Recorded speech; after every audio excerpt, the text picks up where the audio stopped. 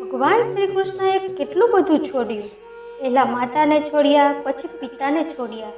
યશોદા અને નંદ બાબા મળ્યા, તેને પણ છોડ્યા.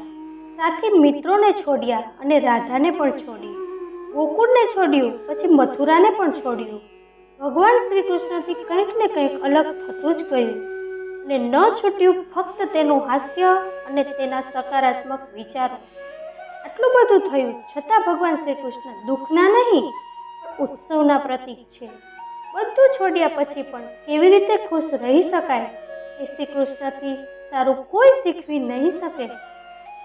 માન્યું કે દુનિયા સુપર ફાસ્ટ છે અને તમે કાચબા જેવા, પરંતુ તેનાથી શું ફરક પડશે? જીવવા માટે ચાલતા રહેવું જરૂરી છે, નહીં કે ખૂબ જ ઝડપથી દોડવું.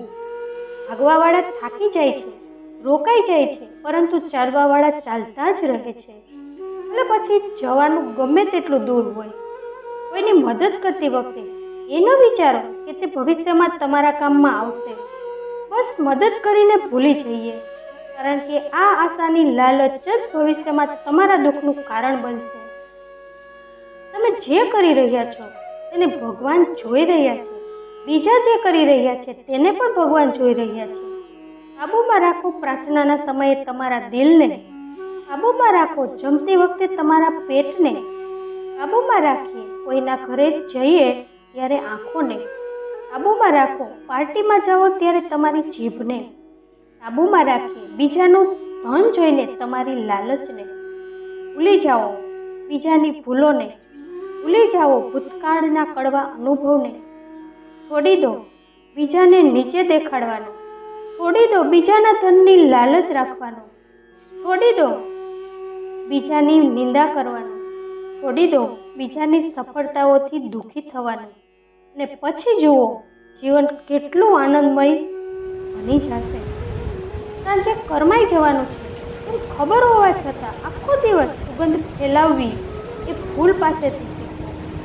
સફળ બનો, તમારા માટે નહીં તો તમારા માતા પિતા માટે, કે જેમણે તમારા ઘડતર માટે પોતાના જીવનની દરેક વસ્તુનું બલિદાન આપ્યું છે. તે વ્યક્તિ જીવનમાં સફળતા નક્કી કરે છે.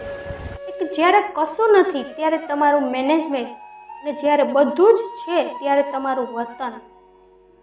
તમારા માટે નહીં તો એમના માટે સફળ બનો કે જે તમને અસફળ જોવા માંગે છે. જો તમારી પાસે 2 રૂપિયા હોય તો 1 રૂપિયાની રોટલી અને 1 રૂપિયાનું પુસ્તક લો. રોટલી તમને જીવિત રાખશે અને પુસ્તક તમને જીવતા શીખવશે. દુનિયા તમારા બાળકને અધર્મ શીખવે એની પહેલાં તમે એને ધર્મ શીખવાડો. સંસ્કારની શરૂઆત તો હંમેશા પોતાનાથી જ કરી શકાય છે, કારણ કે જ્યારે આપણી આંગળી કંકુવાળી થાય ત્યારે જ આપણે સામેવાળી વ્યક્તિને તિલક કરી શકીએ છીએ.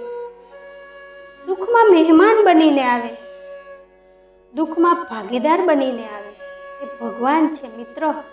ગમે તે સ્વરૂપે ભક્તોને સાથ દેવા આવે. જીવનમાં ક્યારેય ધાર્યું પણ ના હોય, માગ્યું પણ ના હોય અને વિચાર્યું પણ ના હોય, એ મળી જાય ને બસ એનું જ નામ ઈશ્વરની કૃપા.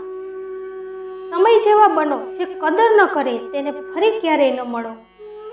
નબળા વ્યક્તિ ત્યારે અટકી જાય છે જ્યારે તે થાકી જાય છે, પરંતુ સફળ વ્યક્તિ ત્યારે અટકે છે જ્યારે તેને તેનું લક્ષ્ય પ્રાપ્ત થઈ જાય છે. સપના અપલોડ તો તરત થઈ જાય છે, પણ તેને ડાઉનલોડ કરવામાં આખી જિંદગી નીકળી જાય છે. બીજાની ખામીમાં રસ લેવો એ જ આપણી ખામી છે. તમારા સપના વિશે લોકોને ન કહો, તેને તો ફક્ત પરિણામ બતાવો. તમને કેમ છે આટલું પૂછવાથી પણ મનને ઠંડક મળે છે. હસવું પણ એક દુઆ છે. આપ્યા કરો અને લીધા કરો. જો તમને આવા જ વિડીયો જોવા ગમતા હોય તો મારી ચેનલને સબસ્ક્રાઈબ કરો અને તમારા કિંમતી મંતવ્ય નીચે કમેન્ટ બોક્સમાં જરૂર લખો. ફરીથી મળીશું મિત્રો આવતા વિડીયોમાં. ત્યાં સુધી તમારું ધ્યાન રાખજો, હસતા રહેજો અને હંમેશા ખુશ રહેજો. ક્યારેક તમારા માટે તો ક્યારેક તમારા પરિવાર માટે.